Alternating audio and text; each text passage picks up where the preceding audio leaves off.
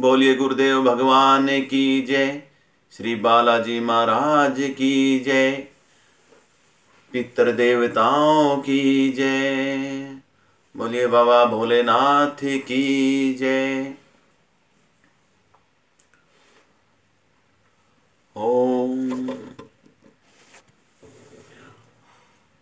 श्री सीता जी के स्वयंवर की जो सुंदर कथा है वही इस नदी में सुहावनी छवि छा रही है। अनेकों सुंदर विचारपूर्ण प्रश्न ही इस नदी की नावें हैं और उनके विवेक युक्त उत्तर ही चतुर केवट है। इस कथा को सुनकर पीछे जो आपस में चर्चा होती है वही इस नदी के सहारे सहारे चलने वाले यात्रियों का समाज शोभा पा रहा है। परशुराम जी का क्रोध इस नदी की भयानक धारा है और श्री रामचंद्र जी के श्रेष्ठ वचन ही सुंदर बंधे हुए घाट हैं। भाइयों सहित श्री रामचंद्र जी के विवाह का उत्साह ही इस कथा नदी की कल्याणकारिणी बाढ़ है जो सभी सुखों को देने वाली है।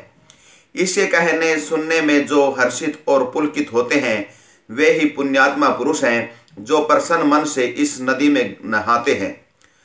श्री रामचंद्र जी के राज तिलक के लिए जो मंगल साज सजाया गया वही मानव पर्व के समय इस नदी पर यात्रियों के समूह इकट्ठे हुए हैं। कैकेयी की कुबुद्धि ही इस नदी में कोई काई है जिसके फलस्वरूप बड़ी भारी विपत्ति आ पड़ी। संपूर्ण अनगिनत उत्पातों को शांत करने वाला भरत जी का चरित्र इस नदी तट पर किया जाने वाला जप यज्ञ है। कलयुग के पापों और दुष्टों के अवगुणों में जो वर्णन है वे ही इस नदी के जल का कीचड़ और बगुले कोए हैं। यह कीर्ति रूपिणी नदी छहों ऋतुओं में सुंदर है। सभी समय यह परम सुहावनी और अत्यंत पवित्र है। इसमें शिव पार्वती का विवाह हेमंत ऋतु है। श्री रामचंद्र जी के जन्म का उत्सव सुखदायी शिशिर ऋतु है। श्री रामचंद्र जी के विवाह समाज का वर्णन आनंद मंगल में ऋतुराज बसंत है। श्री सीता जी का वनगमन दुस्सह ग्रीष्म ऋतु है और मार्ग की कथा ही कड़ी धूप और लू है। राक्षसों के साथ घोर युद्ध ही वर्षा ऋतु है जो देवकुल रूपी धान के लिए सुंदर कल्याण करने वाली है। रामचंद्र के राज्यकाल का जो सुख विनम्रता और बड़ाई है वही निर्मल सुख देने वाली सुहावनी शरद ऋतु है। सती शिरोमणि सीता जी के गुणों की जो कथा है वही इस जल का निर्मल और अनुपम गुण है। श्री भरत जी का स्वभाव इस नदी की सुंदर शीतलता है जो सदा एक सी रहती है और जिसका वर्णन नहीं किया जा सकता। चारों भाइयों का परस्पर देखना बोलना मिलना एक दूसरे से प्रेम करना हंसना और सुंदर भाईपन इस जल की मधुरता और सुगंध है। मेरा आर्त भाव विनय और दीनता इस सुंदर और निर्मल जल का कम हल्कापन नहीं है अर्थात अत्यंत हल्कापन है। यह जल बड़ा ही अनोखा है जो सुनने से ही गुण करता है और आकाश रूपी प्यास को और मन के मैल को दूर कर देता है। यह जल श्री रामचंद्र जी के सुंदर प्रेम को पुष्ट करता है। कलयुग के समस्त पापों और उनसे होने वाली गलानी को हर लेता है। संसार के जन्म मृत्यु रूप भ्रम को सोख लेता है। संतोष को भी संतुष्ट करता है और पाप ताप दरिद्रता और दोषों को नष्ट कर देता है। यह जल काम क्रोध मद और मोह का नाश करने वाला और निर्मल जल ज्ञान और वैराग्य का बढ़ाने वाला है। इसमें आदर पूर्वक स्नान करने से और इसे पीने से हृदय में रहने वाले सब पाप ताप मिट जाते हैं। जिन्होंने इस राम सुयस रूपी जल से अपने हृदय को नहीं धोया वे कायर कलिकाल के द्वारा ठगे गए। जैसे प्यासा हिरण सूर्य की किरणों के रेत पर पड़ने से उत्पन्न हुए जल के भ्रम को वास्तविक जल समझकर पीने को दौड़ता है और जल न पाकर दुखी होता है, वैसे ही वे कलयुग के ठगे हुए जीव भी विषयों के पीछे भटक कर दुखी होंगे। मति अनुहारी सुबारी गुण गन गनी मन अनवाई सुमरी भवानी शंकर ही कह कभी कथा सुहाई। सियापति राम जय जय राम मेरे प्रभु राम जय जय राम। करो जी कल्याण।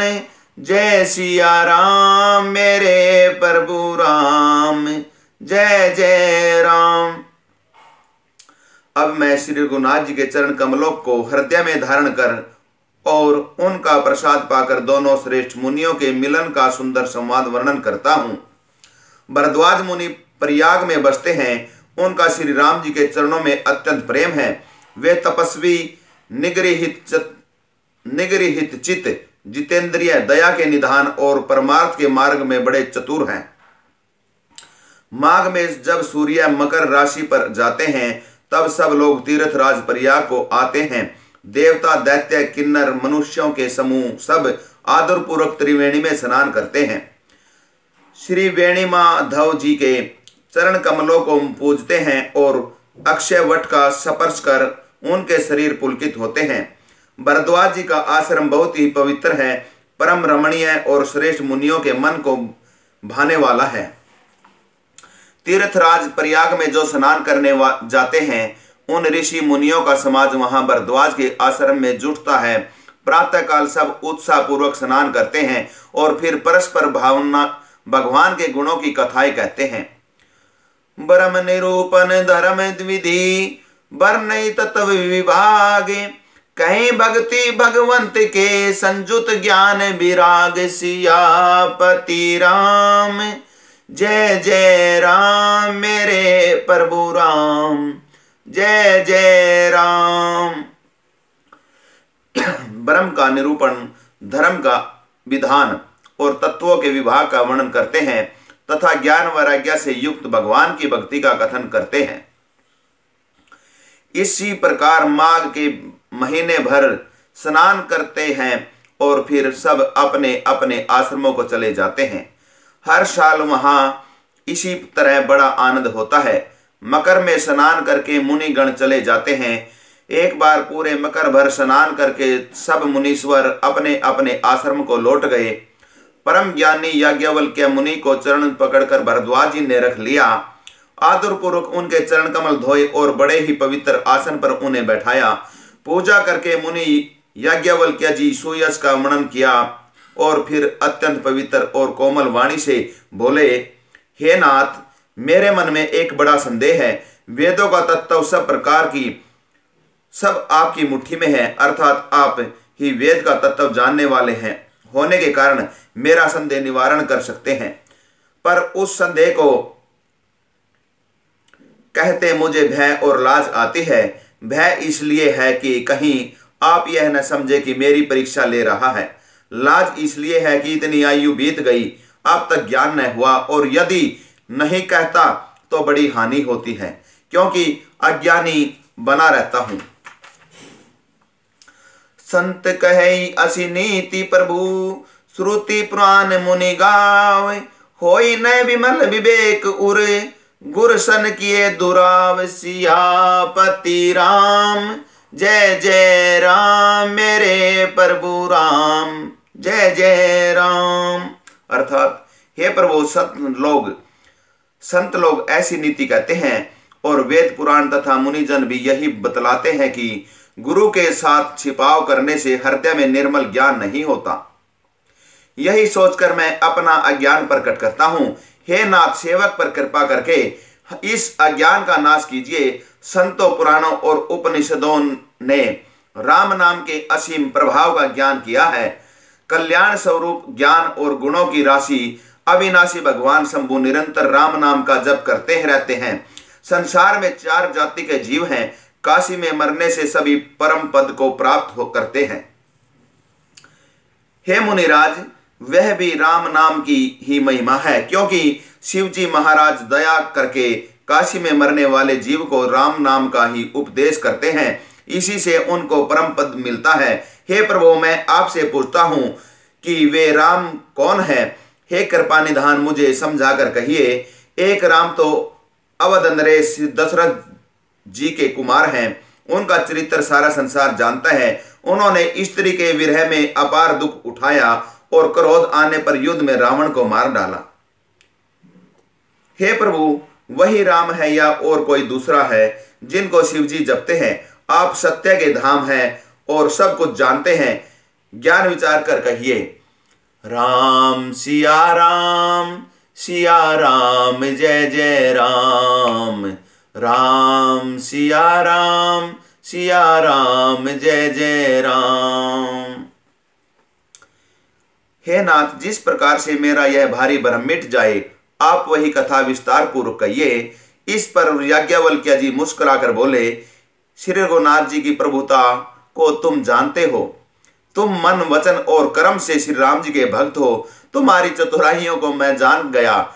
तुम श्री रघुनाथ जी के, श्री राम जी के रहस्यमय गुणों को सुनना चाहते हो, इसी से तुमने ऐसा प्रश्न किया है, मानो बड़े ही मूड में हो। हे तात, तुम आदरपूर्वक मन लगाकर सुनो, मैं श्री राम जी की सुंदर कथा कहता हूं। बड़ा भारी अज्ञान विशाल महिषासुर है और श्री राम जी की कथा उसे नष्ट कर देने वाली भयंकर काली जी हैं। श्री राम जी की कथा चंद्रमा की किरणों के समान है, जिसे संत रूपी चकोर सदा पान करते हैं। ऐसा ही संदेह पार्वती जी ने किया था। तब महादेव जी ने विस्तार से उसका उत्तर दिया था।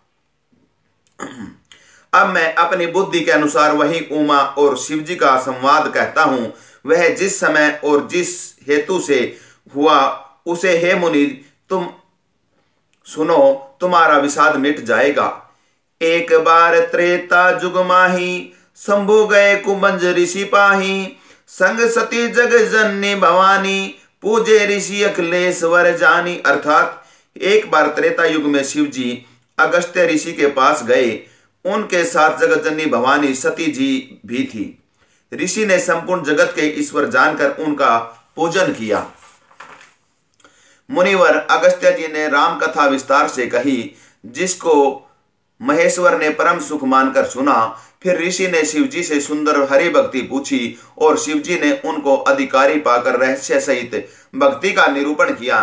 कहत सुनत रघुपति गुण गाथा, कछु दिन तहां रहे गिरिनाथा, मुनि सन विदा मागी त्रिपुरारी, चले भवन संग दक्ष कुमारी। अर्थात श्री रघुनाथ जी के गुणों की कथाएं कहते सुनते कुछ दिनों तक शिव जी वहां रहे।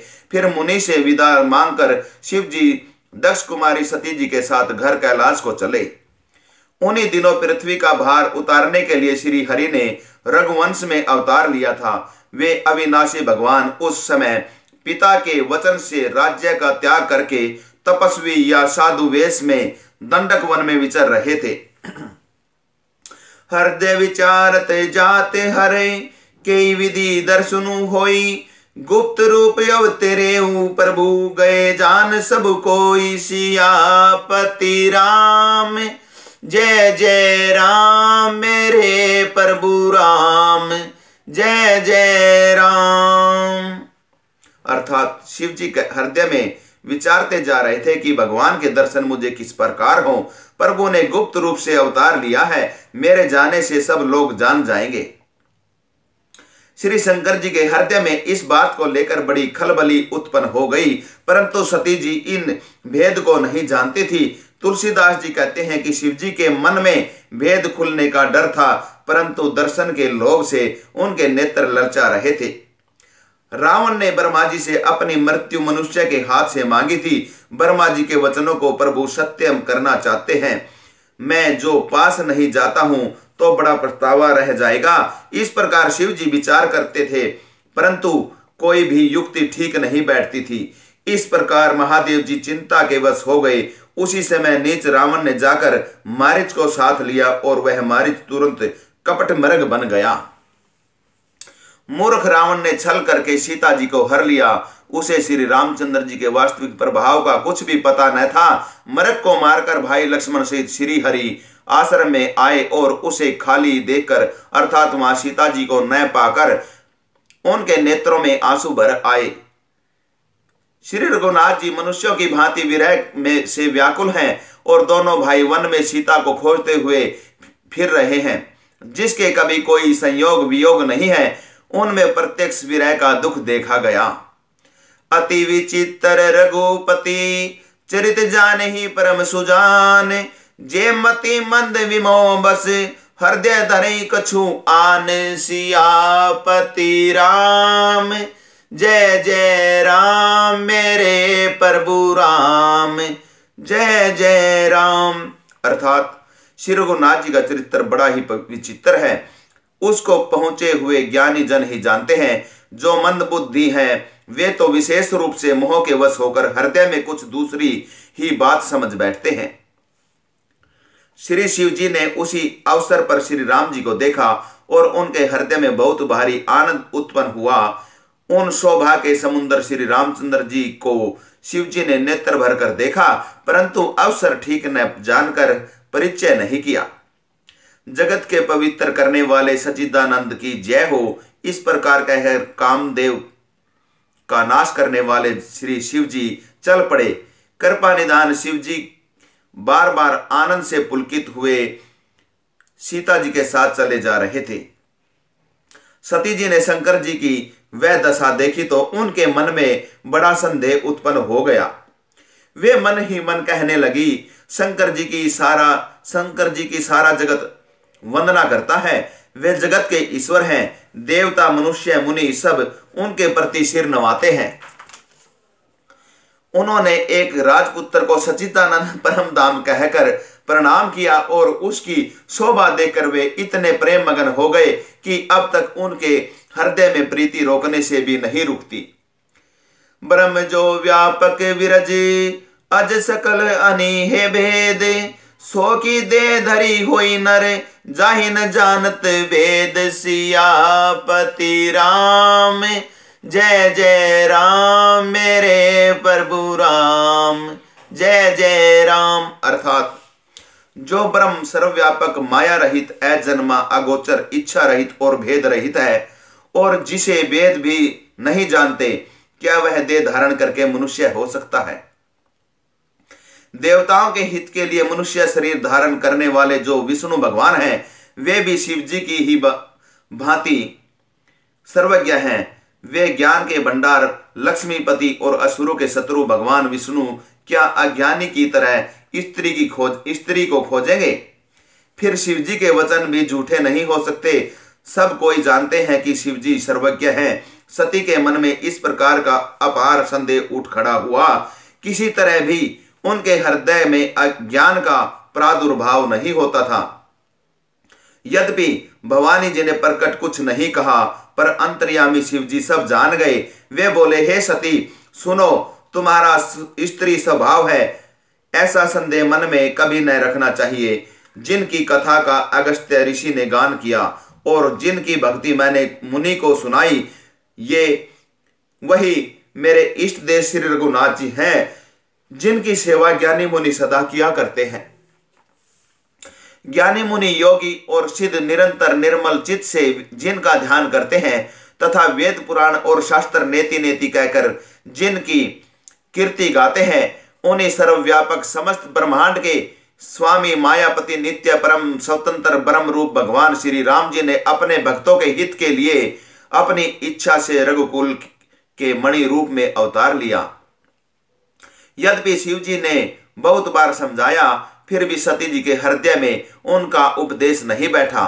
तब महादेव जी मन में भगवान की माया का बल जानकर मुस्कुराते हुए बोले, जो तुम्हारे मन में बहुत संदेह है तो तुम जाकर परीक्षा क्यों नहीं लेती?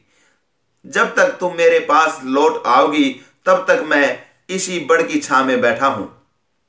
जिस प्रकार तुम्हारा यह अज्ञान जनित भारी भ्रम दूर हो, भली भांति विवेक के द्वारा सोच समझकर तुम वही करना। शिव जी की आज्ञा पाकर सती चली और मन में सोचने लगी कि भाई क्या करूं, कैसे परीक्षा लूं।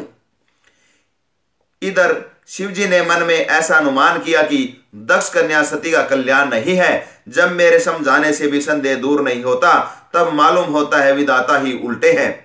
अब सती का कुशल नहीं है। जो कुछ राम ने रच रखा है वही होगा, तर्क करके कौन शाखा विस्तार बढ़ावे। मन में ऐसा कहकर शिव जी भगवान श्री हरि का नाम जपने लगे और सती जी वहां गई जहां सुख के धाम प्रभु श्री रामचंद्र जी थे। पुनि पुनि हृदय विचारों करी धरी सीता कर रूप, आगे होई चली पंथ तेहि जेहि आवत नर भूप सियापति राम। जय जय राम मेरे प्रभु राम, जय जय राम। अर्थात सती बार बार मन में विचार कर सीता जी का रूप धारण करके उस मार्ग की ओर आगे होकर चली जिससे सती जी के विचार अनुसार मनुष्य के राजा रामचंद्र जी आ रहे थे। सती जी के बनावटी वेश को देखकर लक्ष्मण जी चकित हो गए और उनके हृदय में बड़ा भ्रम हो गया। वे बहुत गंभीर हो गए, कुछ कह नहीं सके। धीर बुद्धि लक्ष्मण प्रभु श्री रघुनाथ जी के प्रभाव को जानते थे। सब कुछ देखने वाले और सबके हृदय की जानने वाले देवताओं के स्वामी श्री रामचंद्र जी सती के कपट को जान गए। जिनके स्मरण मात्र से अज्ञान नाश हो जाता है वही सर्वज्ञ भगवान श्री रामचंद्र जी हैं। स्त्री स्वभाव का असर तो देखो कि वहां उन सर्वज्ञ भगवान के सामने भी सती जी छिपाव करना चाहती हैं। अपनी माया के बल को हृदय में बखान कर श्री रामचंद्र जी हंसकर कोमल वाणी से बोले। पहले प्रभु ने हाथ जोड़कर सती को प्रणाम किया और पिता सहित अपना नाम बताया। फिर कहा कि वृक्ष के तो शिव जी कहाँ हैं? आप यहाँ वन में अकेली किस लिए फिर रही हैं? श्री रामचंद्र जी कोमल और रहस्य भरे वचन सुनकर सती जी को बड़ा संकोच हुआ।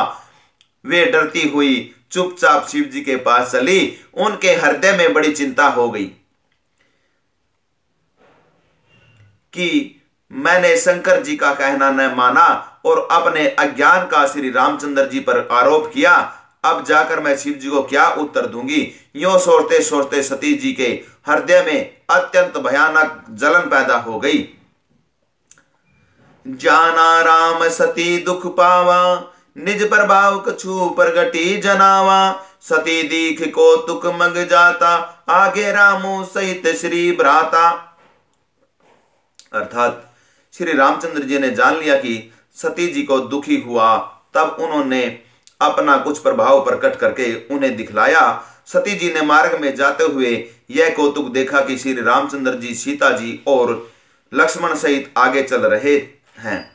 इस अवसर पर सीता जी को इसलिए दिखाया कि सती जी श्री राम जी के सच्चिदानंद में रूप को देखें, वियोग और दुखी की कल्पना जो उन्हें हुई थी वह दूर हो जाए तथा वे प्रकृतिस्थ हो। तब उन्होंने पीछे की ओर फिर कर देखा तो वहां भी भाई लक्ष्मण जी और सीता जी के साथ श्री रामचंद्र जी सुंदर वेश में दिखाई दिए। वे जिधर देखती हैं उधर ही प्रभु श्री रामचंद्र जी विराजमान हैं और सुतुर सिद्ध मुनीश्वर उनकी सेवा कर रहे हैं। सती जी ने उनके शिव ब्रह्मा और विष्णु देखे जो एक से एक बढ़कर असीम प्रभाव वाले थे। उन्होंने देखा कि भांति भांति के वेश धारण किए सभी देवता श्री रामचंद्र जी की चरण वंदना और सेवा कर रहे हैं। उन्होंने अनगिनत अनुपम सती, ब्राह्मणी और लक्ष्मी देखी। जिस जिस रूप में ब्रह्मा आदि देवता थे उसी के अनुकूल रूप में उनकी ये सब शक्तियां भी थी। बोलिए श्रीपति रामचंद्र भगवान की जय, गुरुदेव भगवान की जय, पितर देवताओं की जय।